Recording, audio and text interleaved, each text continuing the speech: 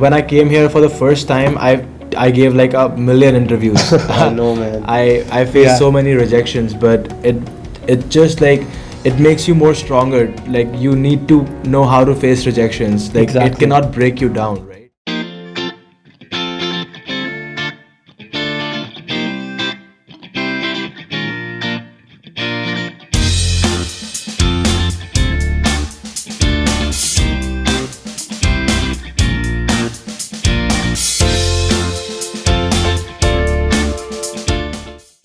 Hello, welcome to our podcast. This is Parth Mehta, and I have my friend Harshit with me. We're going to talk about this interesting topic of international students and their struggle that goes on, their lifestyle, their mindset, what they actually feel when they come all the way from their respective countries. Let's just start with talking about ourselves. We were in the same elementary school, but we never talked. Never even had a conversation. What do you think about that? Like, So it's pretty shocking. Like I know that we haven't talked in our high school or elementary school. Like when I got to know that you are coming here. exactly. I was so excited to meet you, not just because I knew you before, but moreover you were from back home and I am Exactly. here in Canada. So that what mattered to me at the most. It's funny because we didn't even meet for first 5 months when I came here. Exactly, yeah. And- I didn't even know that he was in the same city as I'm in right now. It's just that we got so busy in the lives because in our lives because like you were working and I was finding work. I think at the same time you already were in your job and stuff. So I think it just couldn't figure out. But coming to the whole aspect of jobs and working, how do you compare that life back home in India? You was all the time so free, you had so much time, and then you come here, there's no time at all, like time is flying. No, for sure. The starting days when you just come here and you don't know anything. So it is really hard to adapt everything that is like job, like studies. It's everything is so different Exactly. here. When you come from India to a Western culture where like I know I've been watching American TV shows and my family are all of our families are pretty modern, and so we know how things work, but when you actually face it, it is really different. So Exactly. we need to learn that, and it takes a lot of time, which is why every kid has issues here when they come. Exactly. And let's talk about the perception that you have when you're back home in like most of the international students that come here, they are like from third world countries and they're not that rich, like there for are sure, people obviously. yeah. But how do you feel that perception that you have of the West by watching, like you said that you are constantly watching American movies, American TV shows? How Well, it's not Yeah. exactly the same like Exactly. as they show in the movies. Yeah. Like some of the white friends of mine here, Yeah. they feel like they're stereotyped in a way Exactly. that they are meant to be of this kind. You know what I Yeah. mean? Like, so if we watch, for example, Suits. We watch Suits, right? So everyone is going to office with a suit. Exactly, and all that shit. Yeah, that's pretty professional, and it does happen here. But like, it's not everything about white culture. Exactly. It's just like very few offices that actually ask you to dress professional. Otherwise, everyone is like coming in, like Sweats. Yeah, exactly. Everyone is just chilling. So it's not at all like the way we think it is. Yeah. And I think that was, for me personally, was one of the big like perception breaker. I was like thinking this is what the West is about: loads of money, tall buildings, crazy corporate culture, and crazy parties, like you see Wolf and Wall Street and shit. True. And then you come here, like I come to this town called London, Ontario, that's where we are, and you see like there's no one, like there's literally no people, and that was pretty shocking. Population is not even 500,000. Exactly. Like it's pretty shocking. The place we come from is 18 million. Yeah, That is a Delhi. lot. Oh my god. So yeah, how do you feel about that comparison? Like Delhi is overpopulated, like 18 million people in one city, and then you come here where there are like 300,000 people. No, for sure. Like it's good here because it is overpopulated. It's not Exactly. like sufficient. It's more than sufficient. Exactly. So people don't have a place to live there anymore. The Exactly. property rates are going so high everywhere. It's crazy. Which is why like they need to spread out. Like which is why people are getting out of India and coming to different countries like Canada Exactly. or US. So yeah, I mean it is for sure different than there, and the culture, the people, like I feel so much safer here. Exactly. And I'm not saying like it's a bad thing, but where there is population, there is crime. That's true. It's Like, just even goes in- hand in hand. Exactly. I was in Toronto. One of the things that I noticed was there was so much trash on the streets. More the population, more the trash, more the externalities, more the like the Yeah, there will be consequences. development and everything, but like I mean, like Toronto, New York, the big cities of the world, like there will be trash. It's not Exactly. like, I mean, if the population is more, like there is crime, you know. Definitely. And how do you? I mean, I want to actually ask someone who's from like India or countries like that. That how do you felt the comparison between East and West? How was that like?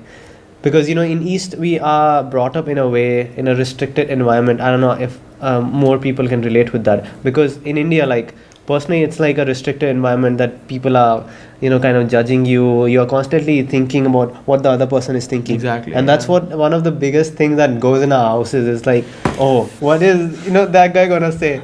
So how do you feel that when you break free from that, come to the West, and you realize that no one gives a shit? Is that a good thing or is that a bad thing? So it goes in both ways. For me, it's like, I mean, I don't disagree with anyone, but for me, it's like it's a good thing. You don't need to care about what people think about you. Mm-hmm. So I mean, it doesn't make any sense because people will always talk about you if you do good or bad. Exactly. So just go with the flow. Like don't really care about what people are gonna say.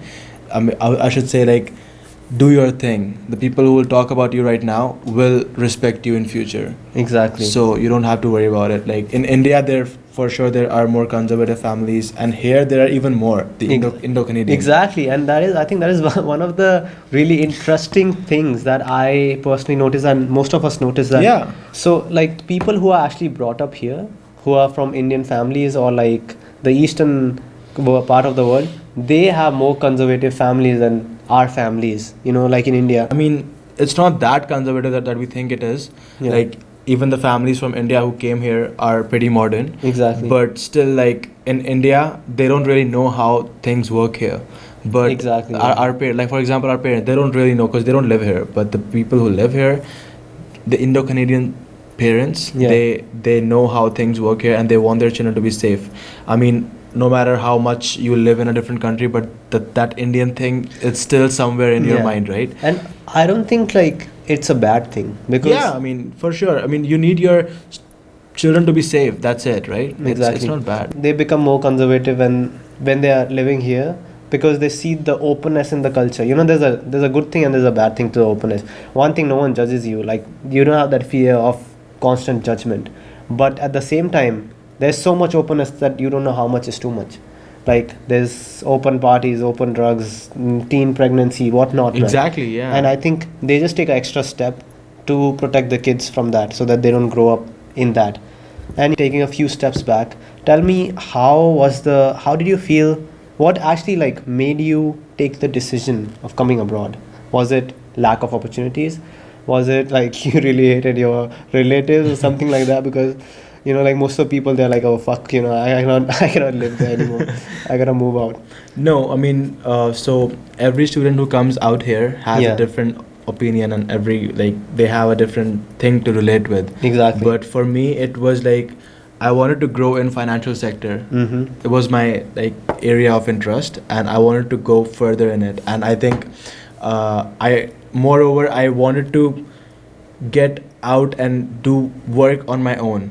Exactly. Like I want to get out of my house and do something on my own. I Exactly. know that it's expensive. Like my father is paying for me, but I still like it feels more independent if I pay for my own bills. Exactly. You know what I mean? Yeah. So even my dad would be really proud of me if I'm thinking that this way. But yeah, I see students like getting involved with drugs and everything, and Yeah. I don't think that is a good thing. But like, yeah, you have to be careful when you come on your own. Like you Exactly. need to have good company. Exactly. Like, as you asked, like for me, it was this thing. But for some people, it's like they don't want to live in their country.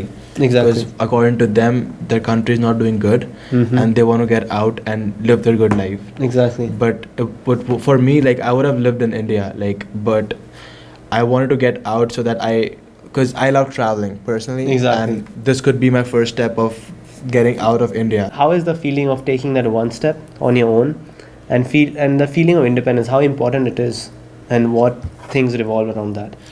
I think every student should be independent at some point Exactly. in life, right? I mean, you have to struggle no matter what age you are. So Mhm. be it at an early age. Exactly. So yeah, I mean, for me it's important. Like some people think that they can rely on their parents or Exactly. whatever, like if they're really well off. Mhm. But for me, it's not. Doesn't matter if you're well off or not. But I think you should know how to get your shit done. Exactly. And I You think know. that's one thing that I personally realized, that before coming to Canada, I was like, we don't actually notice or realize that, we live in such a protected environment, that we have everything. Our survival is check. Like there's no, you don't need to think that you have to pay your rent tomorrow. Like, True, exactly. and this is the constant struggle that we are facing. Oh shit, you have to pay your rent. How the hell I'm gonna do that? Back home, we don't realize that. So I think taking this one step of independence, like you said, the independence means is that you are free, but at the same time you realize how to do shit on your own. Yeah. So I think when I came here, I realized that that structure or that survival was not there, and that made me even more grateful that I'm so glad that we had that back home. And that's one of the few things that international students, when they come here, they realize, oh shit, you have to do this. Back home, it was like everything was done for you. Someone is ironing your clothes, someone is washing your clothes, someone is cleaning the dishes, everything is done. And when you come here, all of a sudden, how is the transition? No, for like you said, we don't need to work back home, right? Yeah. But I think it's good that you're talking that way, because now you know how hard you have to work to earn money. Exactly. You know the value of money, right? And same goes for me. Like even I worked in my first year. I'm still working, Mhm. and it is hard to manage everything by your own at this age. But as soon as you learn it, it's good. It's good for you. You can develop even faster. Exactly. So yeah, I think it's a good step to come out for me. Good steps, yeah. And like students who are actually thinking of coming abroad, how do you, what would you say to them? For students who want to come abroad, like it doesn't matter if you're from India or you want to go to Canada, it could be any country. Yeah. But you need to keep in mind, like it's gonna be hard, but just don't give up. Like Exactly. they have to stay consistent.